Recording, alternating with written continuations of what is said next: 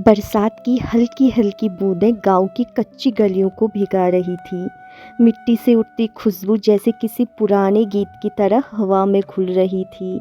उसी गांव में रहती थी नंदिनी। नंदिनी एक साधारण सी लड़की थी, लेकिन उसके सपने बहुत बड़े थे। नंदिनी के पिता एक छोटे से किसान थे।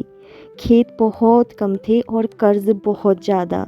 घर की हालत ऐसी थी कि कभी कभी चूल्हा भी मुश्किल से जलता था।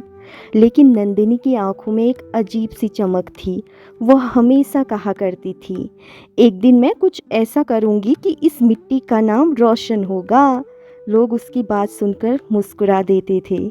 किसी को विश्वास नहीं था कि गरीब किसान की बेटी कोई बड़ा काम कर सकती है। एक दिन स्कूल से लौटते समय नंदिनी ने देखा कि उसकी सहेली राधा रो रही थी। नंदिनी ने उससे पूछा, क्या हुआ राधा? मेरे पिता कह रहे हैं कि अब मुझे पढ़ने की कोई ज़रूरत नहीं है, घर का काम करना है। नंदिनी चुप हो गई। उसने पहली बार महसूस किया कि गरीबी सिर्फ भूखा ही नहीं मारती, बल्कि सपने भी रोक देती है। उस रात नंदिनी देर तक सो नहीं पाई। उसने अपने आप से वादा किया, अगर मैं आगे बढ़ी तो अपने गांव की हर लड़की को पढ़ने का मौका दूंगी। साल बीतते गए। नंदिनी पढ़ाई में बहुत तेज थी, लेकिन रास्ता आसान नहीं था। कभी फीस भरने के पैसे नहीं होते तो कभी किताबें नहीं होती। कभी रिश्तेदार कहते, लड़की है, इतना पढ़कर क्या करेगी? लेकिन उसकी माँ हर बार एक ही बात कहती, लोग क्या कहते हैं यह मत सुन, बस अपने दिल की सुन। माँ की यह बात नंदिनी को ताकत देती थी।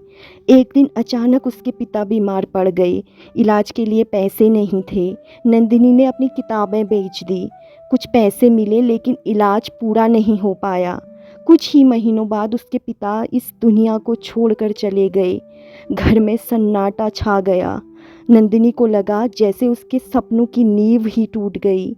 कई रातों तक वह रोती रही। उसे लगा कि शायद लोग सही कहते थे, गरीबों के सपने पूरे नहीं होते। फिर एक दिन स्कूल के पुराने शिक्षक शर्मा सर उसके घर आए। उन्होंने कहा, नंदिनी, तुम्हारे पिता नहीं रहे, लेकिन तुम्हारा सपना अभी भी जिंदा है।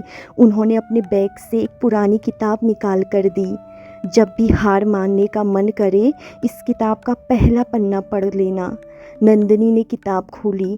पहले पन्ने पर लिखा था, जिस दिन इंसान अपने हालात से बड़ा सपना देख लेता है, उसी दिन उसकी जीत शुरू हो जाती है। उस दिन के बाद नंदिनी बदल गई।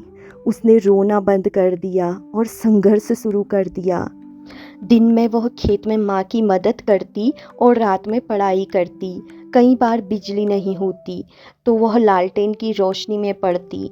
गांव के लोग कहते, इतनी मेहनत का क्या फ़ायदा? लेकिन नंदिनी मुस्कुरा कर कहती, सपनों का फ़ायदा बाद में दिखता है।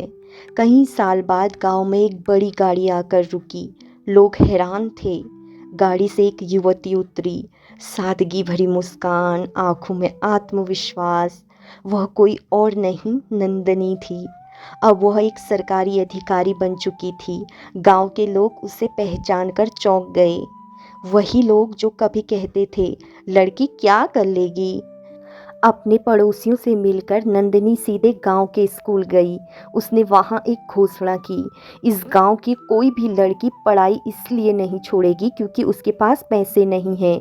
उसने अपने पिता की याद में एक शिक्षा निधि शुरू की। अब गांव की हर लड़की को किताबें और फीस मिलती थी।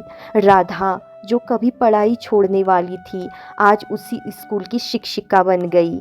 एक दिन किसी ने नंदिनी से पूछा, इतनी मुश्किलों के बाद भी तुमने हार क्यों नहीं मानी? नंदिनी मुस्कुराई और बोली, क्योंकि मुझे हमेशा मिट्टी की खुशबू याद रहती थी, वही मिट्टी जिसने मुझे गिरकर भी उठना सिखाया। दोस्तों, ज़िंदगी में हालात कभी भी आसान नहीं होते। कभी पैसे की कमी, कभी लोगों की बातें और कभी किस्मत की ठोकरें। लेकिन सच यह है, सपने उन्हीं के पूरे होते हैं जो मुश्किलों के सामने झुकते नहीं, बल्कि उन्हें सीढ़ी बना लेते हैं।